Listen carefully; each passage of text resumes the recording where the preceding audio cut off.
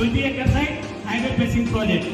So దానితోనే మళ్ళీ ఆగిపోకుండా విజయవాడ హైవేకు ఎందుకు ఉండకూడదు, విజయవాడ హైవేలో అడిగే వాళ్ళను మన వాళ్ళను లేదు అనేసి మన వాళ్ళు చిరుచూపు అవ్వద్దు.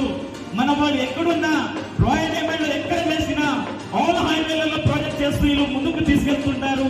ఎక్కడ బ్రేకప్ చేయరు, ఎక్కడ ముందుకు పోకుండా ఆపని ఇల్లు ముందుకు నీవు ఎంతైనా ఎల్లు ఎల్లు ఎల్లు మేమున్నాం మేమున్నాం మేమున్నాం నువ్వు ఎదుగుతావా అనేసి ఛాలెంజ్ చేసి మంచి ప్రైమ్ లొకేషన్ లో సైట్ తీసుకొచ్చే దమ్మున్న కంపెనీ అనేసి అనిపించుకోవాలనే ఉద్దేశంతో మనము విజయవాడ హైవేలో కూడా వెళ్ళడం జరిగింది. ఆ విజయవాడ హైవేలో కూడా స్టిల్ ఇప్పటికిప్పుడైనా ఇల్లు కట్టుకొని ఉండాలనేది మన కాన్సెప్ట్ కాబట్టి దానికి చెడిపోకుండా, దానికి దూరం చేయకుండా ఇంకా అదేంటి వీళ్ళేంటి అదేంటి వీళ్ళకి ఎక్కడ దొరుకుతుంది అదేంటి వీళ్ళు చేయగలుగుతున్నారు, వీళ్ళ దగ్గర క్యాపబుల్ ఉంది అనే కాన్సెప్ట్ మన అందరిలో రావాలి.